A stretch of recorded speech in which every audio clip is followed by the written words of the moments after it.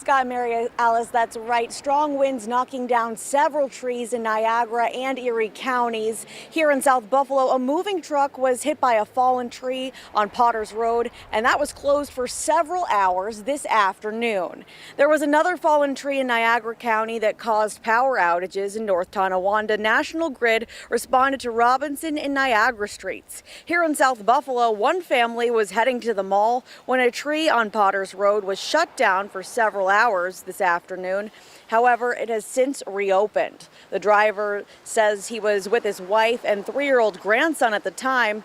He says while it came to a shock, he's grateful everyone was safe. The truck was buried. Yeah, it was buried in a tree. Just wanted to make sure the 3-year-old was okay after that. So I jumped out and went over on his side. I got out and I went, cleared some bushes or some branches and went to his side and got him out the window. Truck can be fixed, lives can't, so I'm good with that.